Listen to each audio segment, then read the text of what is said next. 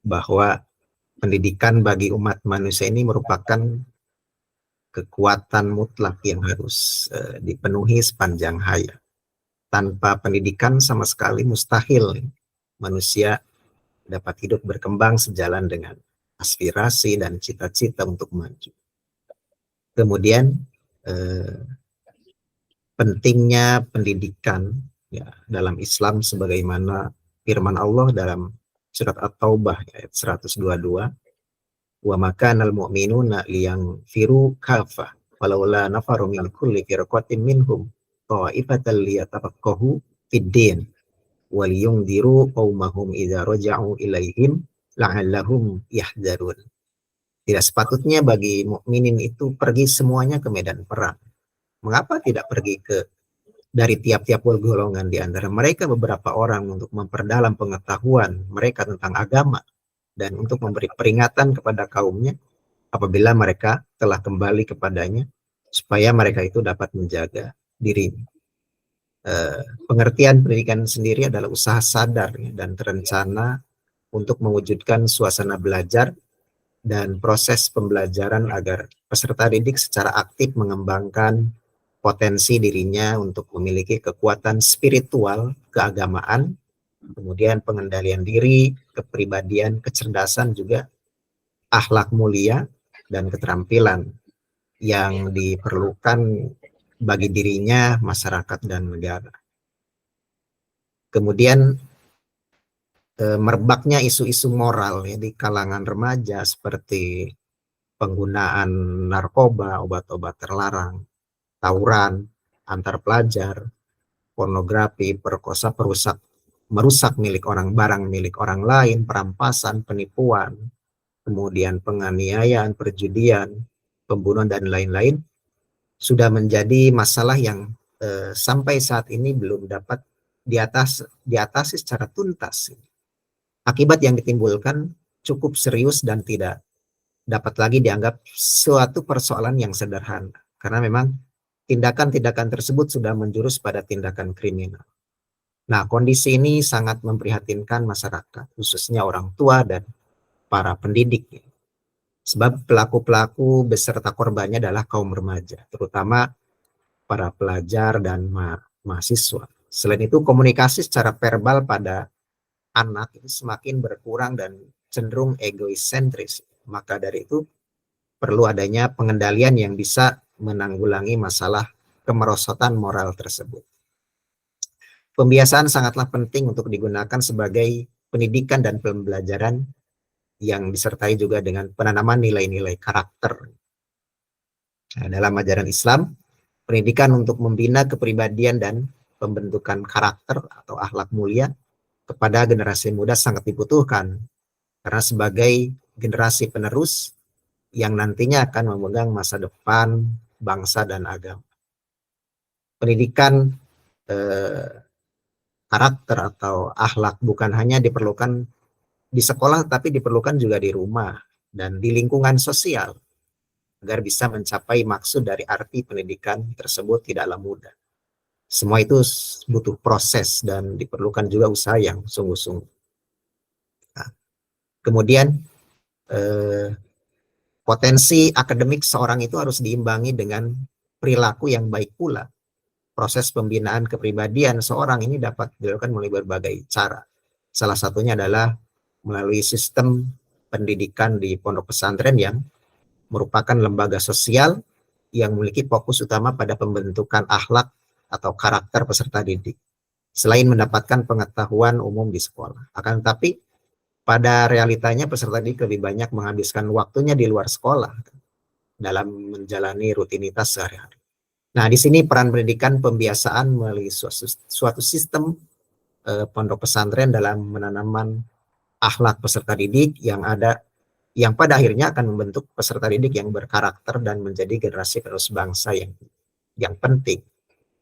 Kemudian dengan demikian, maka seorang pendidik khususnya guru pendidikan agama perlu menggunakan cara khusus yang merupakan pendidikan karakter yang dilaksanakan, baik dalam kegiatan pembelajaran ataupun di luar pembelajaran. Kemudian peneliti mendapatkan informasi tentang sekolah dari rekan, kemudian dari media elektronik.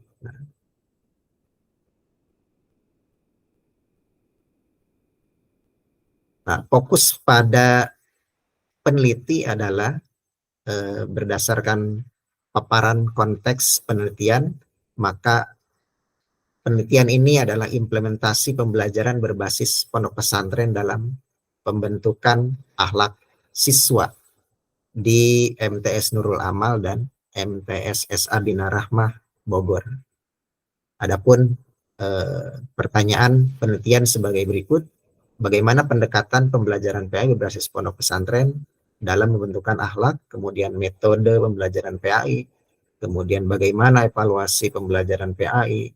Nah, tujuan penelitian ini adalah diantaranya mendeskripsikan pendekatan pembelajaran PAI berbasis pondok pesantren, mendeskripsikan metode pembelajaran PAI berbasis pondok pesantren dalam pembentukan akhlak, mendeskripsikan evaluasi pembelajaran PAI berbasis pondok pesantren. Tentu penelitian ini memiliki kegunaan secara teoritis, dapat memberikan tambahan wawasan secara teori terkait implementasi pembelajaran PAI, kemudian beberapa kegunaan diantaranya adalah bagi lembaga pendidikan, bagi pendidik, bagi peneliti juga.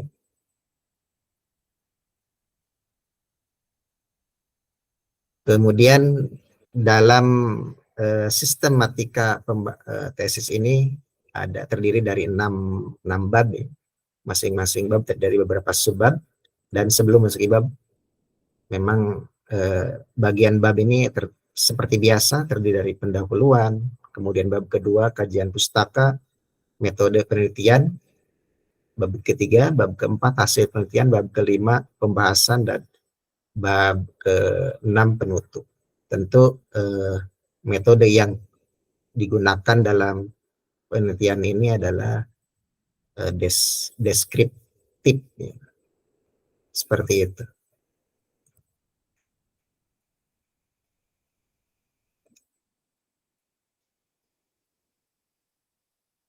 Mungkin hanya ada lagi ya disampaikan Pak Dokter. Kurang lebihnya mohon maaf. Assalamualaikum warahmatullahi wabarakatuh. Waalaikumsalam warahmatullahi wabarakatuh. Baik, terima kasih ya. Tadi saya dengan Pak Dr. Starto ya terkait dengan tadi usulannya ya. Jadi kita fokus ke judulnya ya Pak Dokter ya.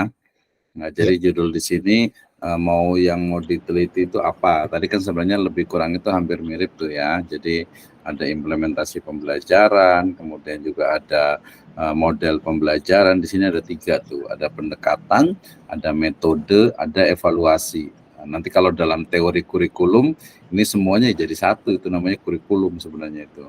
Jadi cakupan dari kurikulum itu mulai dari yang utama adalah materi, kemudian model pembelajarannya, cara mengajarnya sampai kepada evaluasi gitu ya. Nah, ini di sini tempatnya ada 2 juga, pondok pesantren, pembentukan akhlak di MTS. Berarti kan itu MTS Nurul Amal dengan Bina Rahmah itu kan memang di dalam pesantren. Jadi kita mau di pesantrennya atau mau di MTS-nya itu menjadi pilihan gitu ya. Termasuk juga apakah memang mau didetailkan 3-tiganya, pendekatan pembelajaran, metode pembelajaran, dia nggak jauh berbeda, evaluasi pembelajaran dia berbeda juga. Baik, saya berikan dulu kepada Dr. Starto dulu nih. Mau yang mana kira-kira nih ya? Silahkan.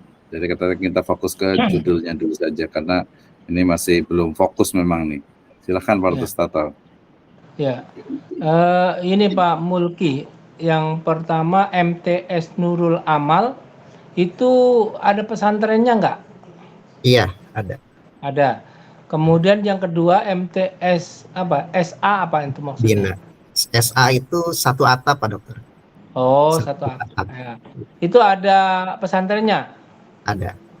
Oke, jadi dua-duanya ada pesantrennya ya. Berarti yang mau diteliti studi kasusnya ini dua MTS tapi semuanya ada pesantren, makanya berbasis pesantren. Jadi maksudnya yang akan diteliti itu kan pembelajaran PAI ya. Kalau judul PAI nggak usah dalam kurung PAI lagi gitu ya. Nanti kalau uraian di pembahasan nggak apa-apa. Jadi maksudnya gini, kalau ada tulisan pendidikan agama Islam dalam kurung PAI, selanjutnya Bapak boleh nulis PAI aja, nggak usah pakai pendidikan agama Islam. Itu satu aja itu ya. Nah, kalau judulnya nggak usah pakai tanda kurung. Nah, terus maksudnya ini kan pembelajaran PAI-nya berbasis pesantren, gitu ya? Ya. Yang mau dikaji tentang pembelajaran PAI dan kemudian bagaimana implementasinya, gitu kan? Nah, iya. Implementasi pembelajaran PAI itu dalam pembentukan akhlak, gitu ya? Betul. Oh, gitu, ya. Sambil saya mikir, nanti saya minta pendapat Pak Dr. Misno. Nah, yang terpenting ini Pak, pertama panduan penulisan tesis disabili itu tidak pakai footnote, pakainya body note, in note gitu ya. Jadi nggak pakai catatan bawah, jadi langsung di dalamnya itu, supaya nanti seragam gitu ya. Itu pertama. Yang kedua, sistematikanya nggak sampai 6 bab Pak, jadi hanya 5 bab. Nah, punya Pak Mulki itu bab 4 sama 5 itu jadi 1. Oh iya. Jadi hasil penelitian dan pembahasan itu bab 4. Jadi bab 1 benar, bab 1 itu kan pendahuluan, di antaranya ada latar belakang, bab 2 itu kerangka teorinya, bab 3 itu metodologi penelitiannya. Nah, bab 4 itu hasil penelitian dan pembahasan, jadi sekaligus ya. Siap. Nah, bab 5 baru kesimpulan implementasi dan saran. Nah, itu bab 5. Jadi hanya 5 bab. Itu panduannya disabili. Itu yang paling penting nanti untuk supaya melanjutkannya, sistematikanya dirubah sama bentuk pengutipannya itu menggunakan body note. Mungkin itu, silakan Pak Dr. Misno. Ya, makasih. Ada kemarin saya juga ada teman, dia lagi S3 di Uninus ya. Judulnya itu agak mirip, tapi mau disamakan juga boleh tuh. Jadi strategi pembelajaran pendidikan agama Islam dalam pembentukan siswa di pondok pesantren ini gitu. Jadi karena gini, sebenarnya di PN itu mau di pondok pesantren atau di MTS-nya. Jadi kalau dalam pembentukan pasti dia bukan implementasi, tapi dia lebih kepada strategi. Jadi kalau saran saya adalah strategi pembelajaran pendidikan agama Islam ya di pondok pesantren atau dalam pembentukan akhlak santri di pondok pesantren 1-2 gitu. Itu kalau fokusnya di pondok pesantren. Jadi gini, kalau umpamanya dia di MTS ya, tadi berbasis pondok pesantrennya itu kadang dia nggak kena tuh, karena berbasis pondok pesantren itu kan maksudnya di luar sekolahan gitu.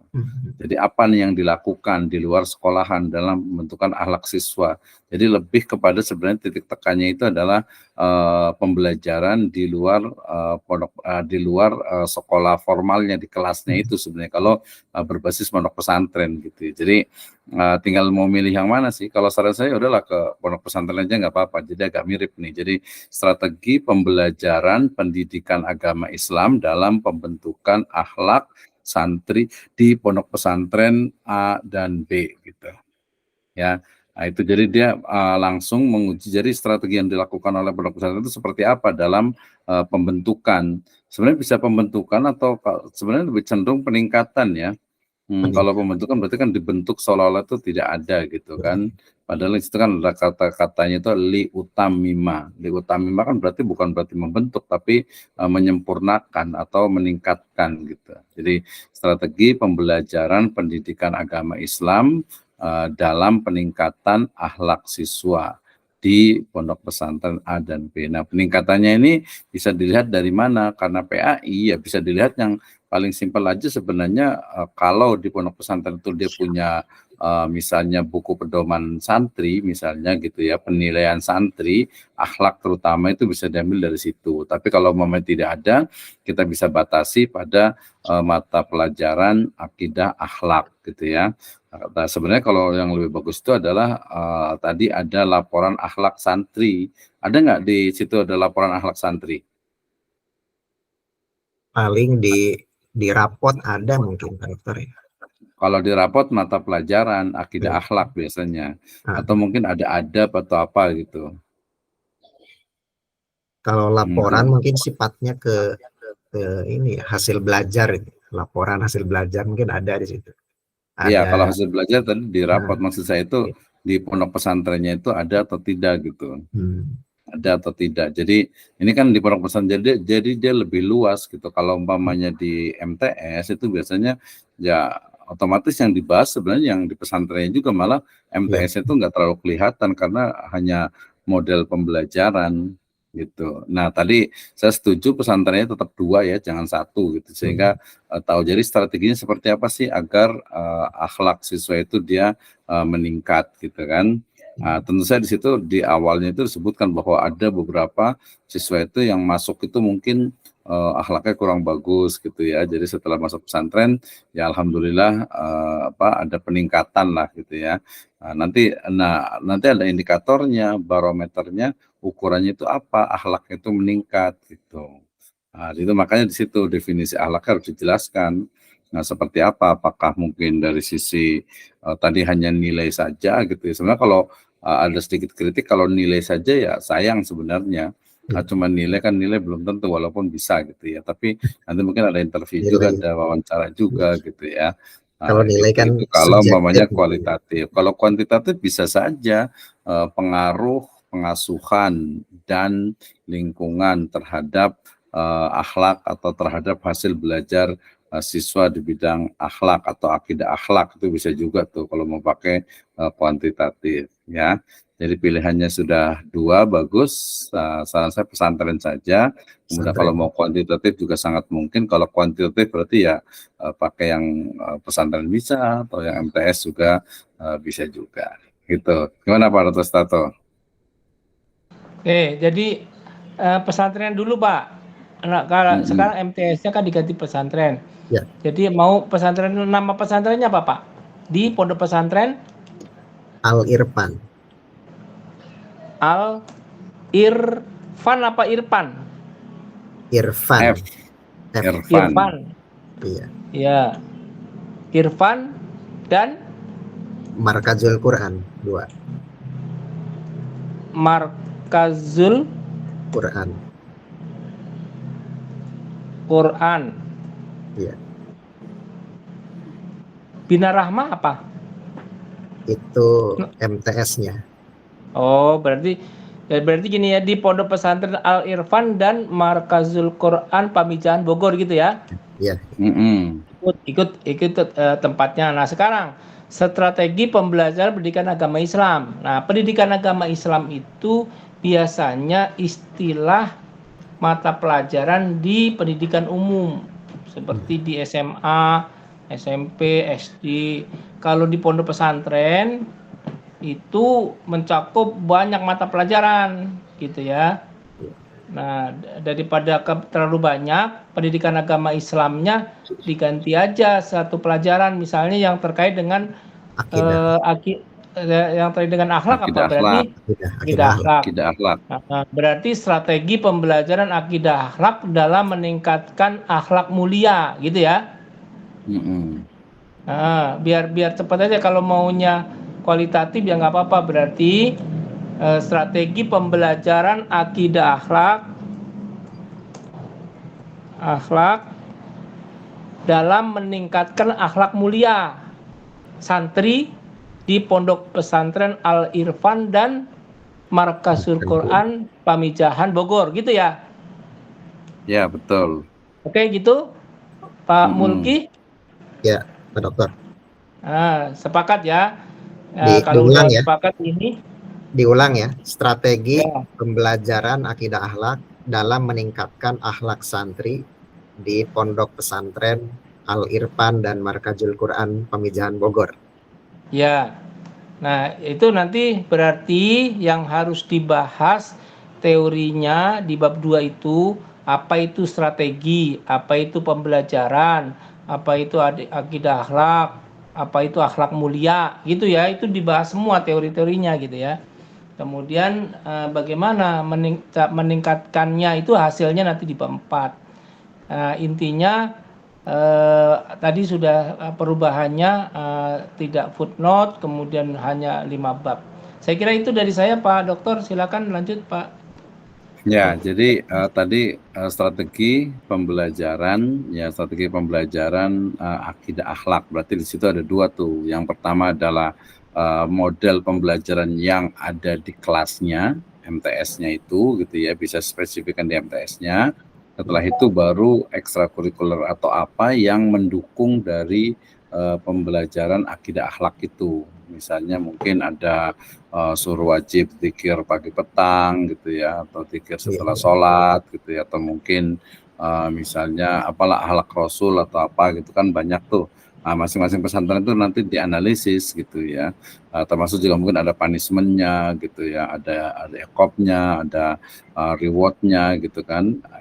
Itu strategi pembelajaran. Jadi tidak terpaku, ini dari pesantren, jadi dia tidak terpaku hanya model pembelajaran yang ada di kelas. Nanti teori-teorinya tadi mungkin yang model pendidikan holistik gitu ya. Jadi dia pembelajaran bukan hanya yang ada di kelas gitu ya, tidak hanya tercakup pada kurikulum atau buku panduan atau buku pelajaran yang ada, tapi juga termasuk juga yang ada di istilahnya itu di asrama gitu ya. Kemudian juga ya di pondok pesantren, nanti kita akan lihat sama nggak sih polanya gitu. Nanti termasuk tadi literatur reviewnya, penelitian terdahulunya, itu kan harusnya ada di bab kedua ya. Bab kedua setelah terakhir ya.